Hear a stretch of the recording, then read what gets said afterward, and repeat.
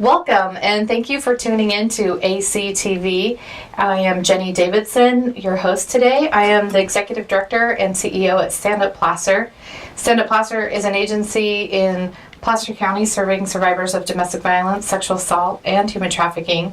This is our 40th year, and we're having a lot of really great things going on this year. So look into our website, StandUpPlacer.org, or look at our Facebook at Facebook/StandUpPlacer for more information. So today I am here in the studio with of amazing women who also joined me last time, and we're here to talk about sexual assault and consent. And when last we met, we talked about the importance of asking for consent. We talked about how do people ask for consent? What is that process sort of like? Why is it important to ask for consent?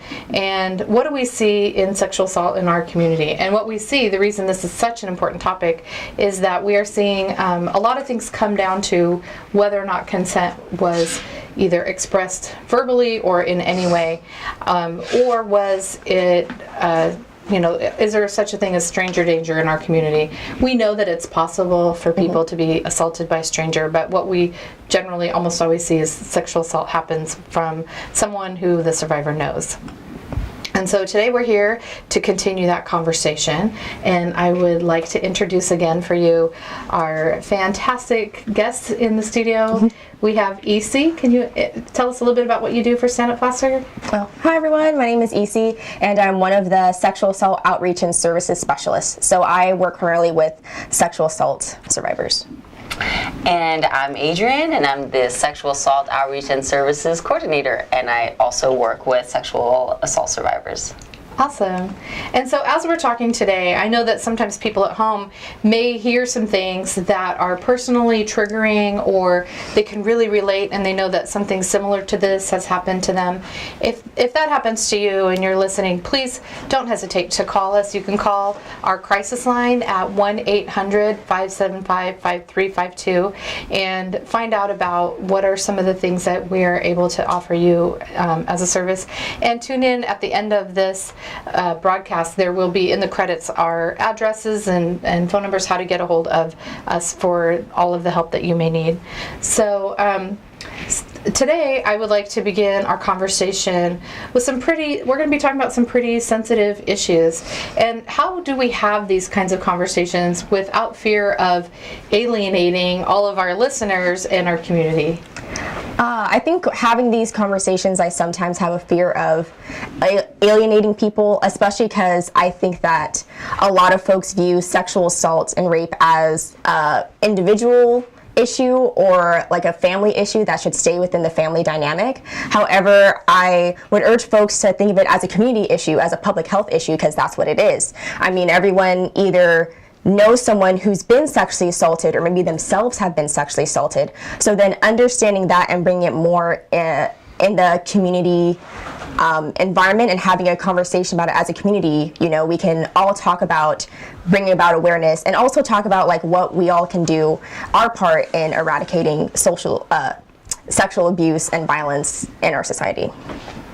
So you brought up environment. What is it about the environment that we live in that makes these conversations about consent, rape culture, and misogyny so important to have?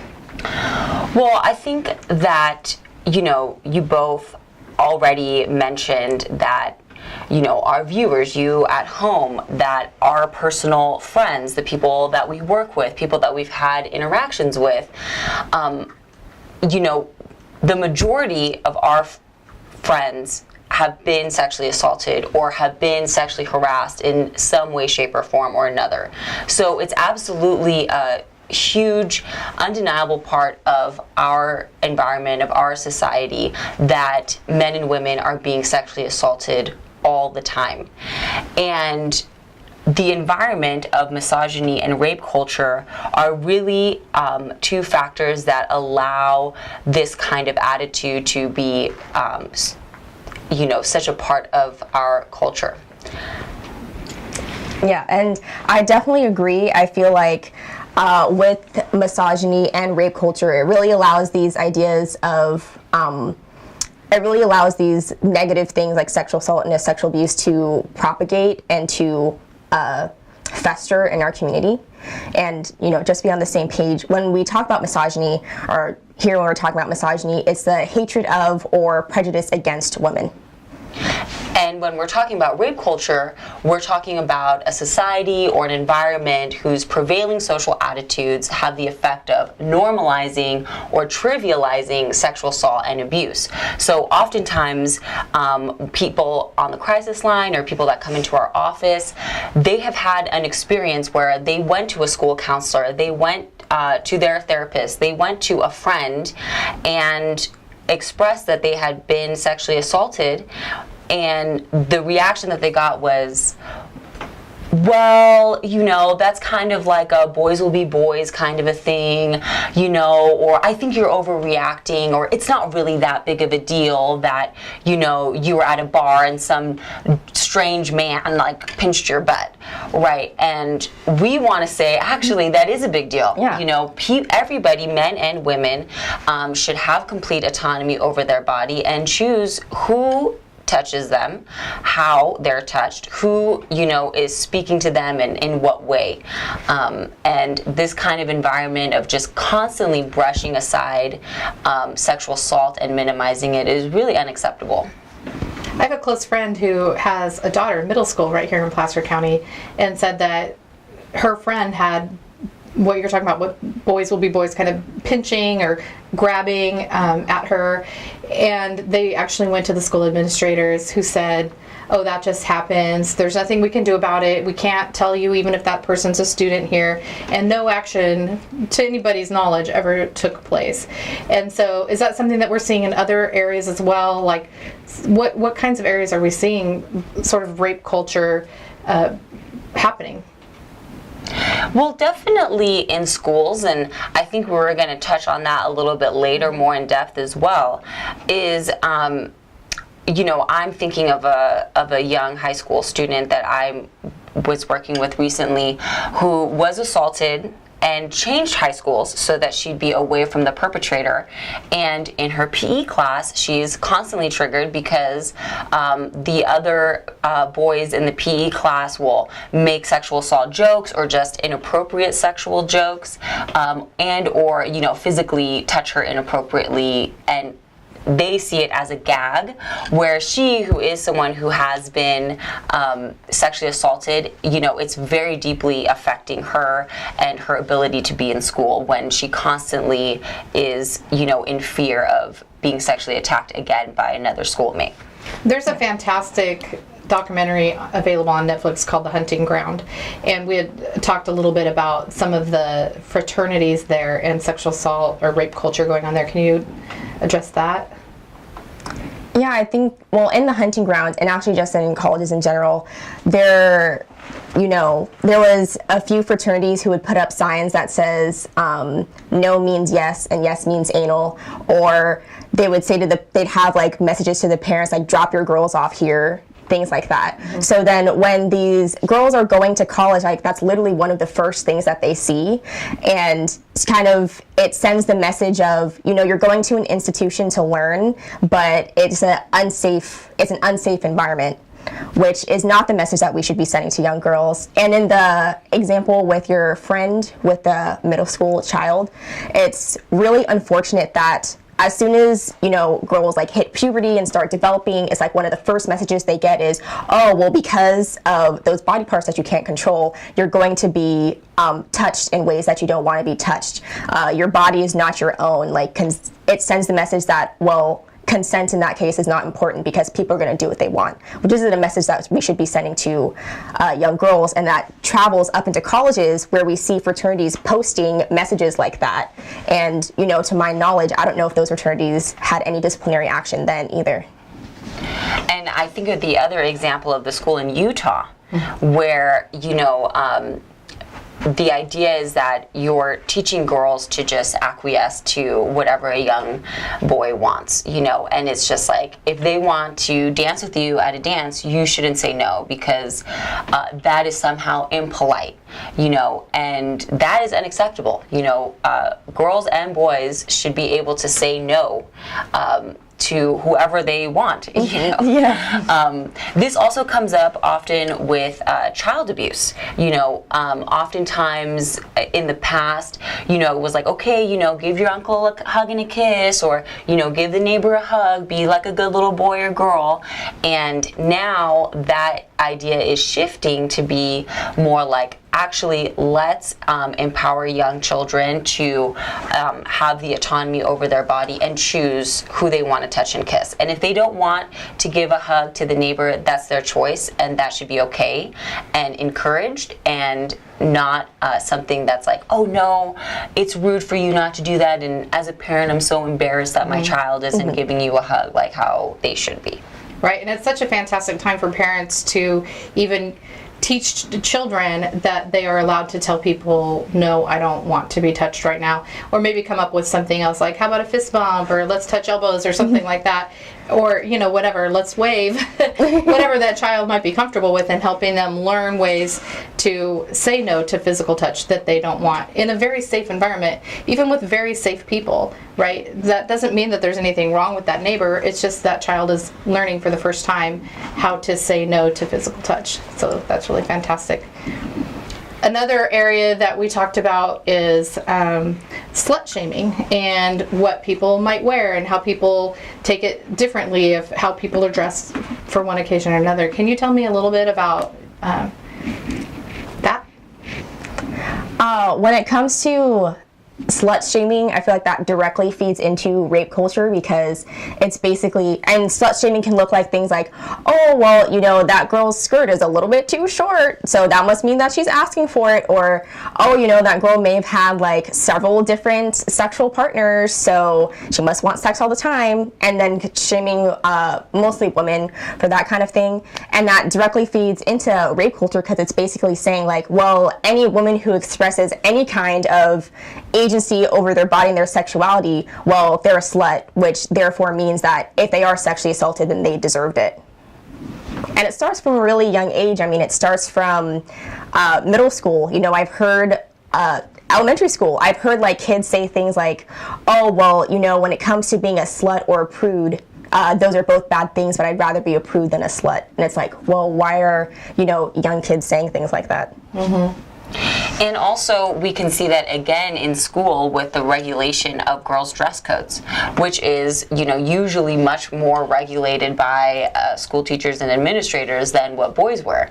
And again, there's this idea that like if a girl dresses in a certain way, they could possibly be provoking the other boys, and that is again putting the responsibility on the girl to not provoke boys and men, instead of saying, hey, boys and men, learn to not rape and learn to ask for consent when engaging in a sexual act with someone. And we talked also about some things with the legal system, like teachers being accused of sexual assault, and you had a case that you had told me about where a teacher was accused of sexually or having sex with a 15-year-old, I think. Do you want to talk about that? Yes, and one thing in general is how when the student is a girl and the teacher is a man, there is sometimes slut shaming that, maybe the 15-year-old asked for it. They, again, delegitimizing that it is sexual assault, or that an older person is, exploiting that power dynamic between young student and older adult teacher. So that's kind of like one piece of the puzzle. Another piece of the puzzle is oftentimes when it's a young boy and the teacher is an older woman, then it's seen as, props to the young boy. Like, that is like high five. Exactly. And it's like, first the idea of that being sexual abuse of children like goes out the window and is seen as like a pat on the back for the young boy that he was able to score with an older woman. And it could be very traumatizing for for any young person to be manipulated in that way by an adult. And in this particular case, it was very challenging for her family, and the community, because there is this kind of shock, but also pushback. You know, there's always pushback, which again is part of rape culture in trivializing sexual assault and slut shaming and putting blame on people who are victimized. Of like, well, did that really happen? Did it really happen in that way? Why don't you take a look at your own actions to see how you got to that place, you know, instead of, again, holding perpetrators of sexual assault accountable. And it really seems like sexual assault is, and maybe domestic violence, are really the only crimes that I ever hear of where people ask the victim, well, what did you do? Like, did you know, you don't hear of, what was that grocery store advertising that they would have more money today and that's why they were robbed? You know, like, I don't ever hear about it. Was that car stolen because that person, you know, had a really nice paint job on it, or, you know, you don't hear about that in any other circumstance, any other crime. Nobody says, well, what did they do before? How did they encourage that crime to have taken place, right? It's really only this sort of the rape culture that we're talking about. And, you know, we also serve survivors of domestic violence and human trafficking, and of course we see it in those areas as well. So, but in terms of preventing sexual assault, is just discussing consent enough? Are there other things around sexual assault, rape, any of those things that we should also be addressing today? I think that when talking about preventing sexual assault, consent is like the first step. So it's a really good start of trying to prevent sexual assault.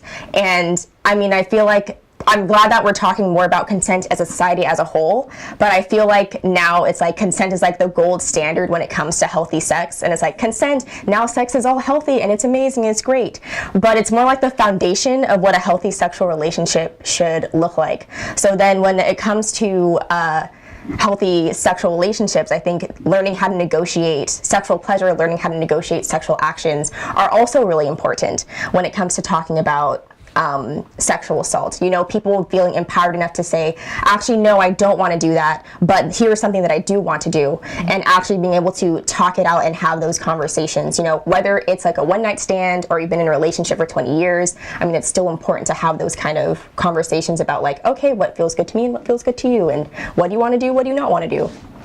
Awesome. You mentioned power dynamics, and there's a couple different kinds of power dynamics. There's what might be legal or illegal in a power dynamic, and what is maybe kind of a social pressure in a power dynamic. Could each of you maybe discuss one of those? Yeah. Do you want to start? Well, there are kind of like social power dynamics that are involved in any kind of relationship, you know, with anybody that you see walking down the street and you have an interaction with your family, co-workers, and then, you know, people that you meet in a social setting. And some of those power dynamics can be like socioeconomic class, right? Are you wealthy? Are you middle class? Are you working class? You know, did you grow up in poverty? What is your level of education? What is your immigration status? What is, oh gosh, there are so many, and it's like trying to rattle them all off. Yeah. Age, for example, also like, or position in social position, right? So for example, I worked with someone whose abuser, you know, was a scoutmaster and a pillar in their community, and just the difficulties of trying to, you know, come out and say this person was sexually assaulting me, and the backlash of like, well, I don't think so, because, you know, that has been a scoutmaster to my child for 15 years and I know them so well, and, you know, anyway, et cetera, et cetera. So those kind of power dynamics. And there are definitely power dynamics like between a teacher and a student, or between an employer and an employee, or someone who's incarcerated and, like I say, an officer, where in those kind of situations, the person with the lower amount of power, so a student or and someone who's incarcerated, they cannot give consent, like they legally can't give consent because of that kind of power dynamic, and it's actually illegal in those cases. So even if with the situation we were talking about earlier, a 15-year-old did ask for or pursue sex with a teacher, whether they're male, female, any of those dynamics, doesn't matter. It's still against the law. Still shouldn't be happening. Yeah. And then, which of our expectations about gender, sexuality, and power promote rape culture, and how can we begin to challenge those? Ooh, now with the hard ones. So, for example, one of the things that I think about with like expectations of like gender or sexuality is different situations. Something that I hear about a lot of times is almost like that by entering a space, you're giving consent. And I don't think that's true. So let me elaborate a little bit. You know, let's say that I'm on a business trip with my boss, and I'm a heterosexual woman and he's a heterosexual man. And he says, hey, come into my hotel room so that we can prepare for the meeting tomorrow morning. Well, I'm thinking that this is strictly business, so I'm going in, you know, maybe it's like 5, 6, 7 o'clock, you know, it's not like 3 o'clock in the morning or something like that. And then my boss assaults me.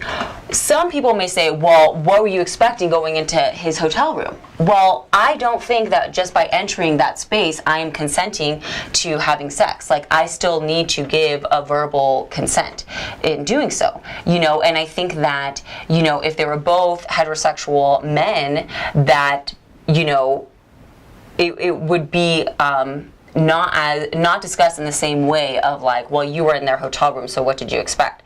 Same with, you know, like, if you go into a musician's tour bus, right? And it's like all of a sudden you're a groupie, you know what I mean? And it's like, you can't just be a fan and, you know, maybe you're like having access to somebody that you idolize, you know, one of your favorite musicians.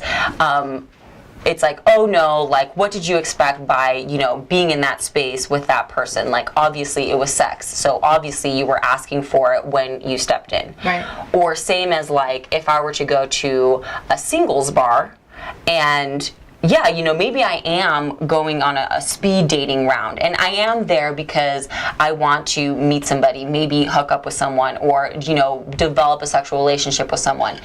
That doesn't mean that just by going there, that anybody who's there can do whatever they want to my body. You know, I still need to consent. So I think that those are some ways that like gender and sexuality will play into just promoting like rape culture, and those are certain things that are presented as challenges, but I think that they could easily be overcome. And I think that that's just really important to look at is when people start to question, was she asking for it? Was she looking for that? Ask if a heterosexual male walking into that exact same situation, if they would ask that question. Going to meet with your boss to talk about a meeting, whether if she's assaulted in there, would a male expect to be assaulted in that meeting, you know? And so that's a really important piece of information in looking at gender. And so now we need to sort of talk about, so we've talked a lot about like what happens, what's going on out there. What does StandUpPlacer do, you know, in our roles, in your roles? What are we able to do to support a survivor who may be watching this right now and thinking, gosh, I've carried this around, you know, this happened 10 years ago, this happened 2 months ago, this happened last night, and they've carried it around for a really long time and are wanting to open up and talk to somebody. What can they do to get help? Okay, well, they can definitely come to StandUpPlacer, and all of our resources are free. So when it comes to cost, you know, survivors don't have to worry about like, oh, how much is this going to cost me? So that's one huge burden, like off their backs. Also, you know, speaking to an advocate like ourselves, you know, having a time to process or having time to vent, like maybe they haven't had that before, they can do that with an advocate. And also we connect folks to different resources in the community as well. Also free therapy, emergency housing if in the sexual assault, if they're like escaping an abuser. We have a safe house in an undisclosed location and a lot of other resources. And in case you're listening right now and you want to know how to access those services, they will be in the credits, so continue on to the end.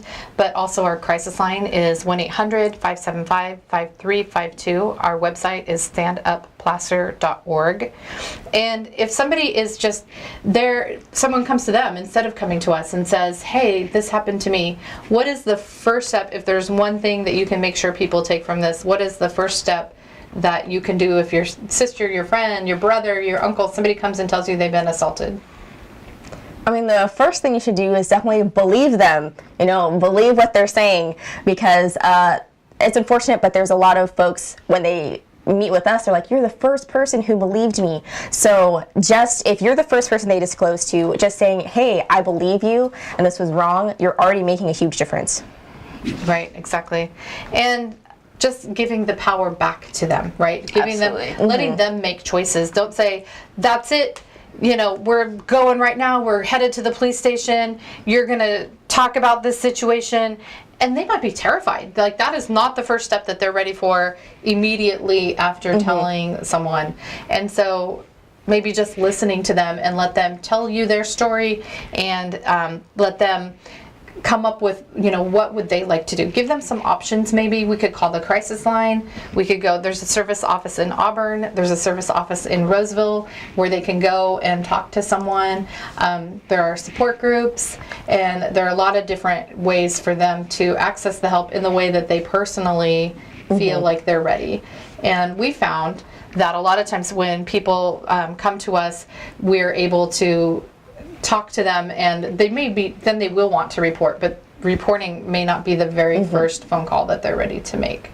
Exactly. Yes, and we are not required to report what our clients come and disclose to us to anybody, unless they are, threatening their own safety. So please don't hesitate in coming to us. We are a nonprofit organization, and under evidence code in California, we hold confidentiality. So you don't have to worry about us, telling your story to someone who you're not ready to have that story told to. It's basically the same as like attorney-client privilege, correct? That they can come and talk to any one of us, and we will not disclose any of their information. And so also, April is Sexual Assault Awareness Month. Whoa! We're going to be having a lot of activities. You can stay tuned in the credits and see a very quick version of our calendar, but also if you go onto our Facebook, like us on Facebook. That's always really important to us. We like being liked. And the calendar will be there along with a lot of the different events that are coming up. We have a Twitter account, an Instagram account. You can look for ways where you can volunteer with the agency. We have a crisis intervention training coming up. If you look on our website, you can find out more information about that. Or again, you can call our crisis line at 1-800-575-5352. And I just want to thank everyone who has tuned in today to watch this and has listened to us talking about some things that are probably hard to hear and maybe a little bit controversial at times, but you stuck through it, and thank both of you for all the hard work that you do all the time and how you help survivors face this really difficult situation in their lives. So thank you so much. Tune in next time. Thank you. Thank you.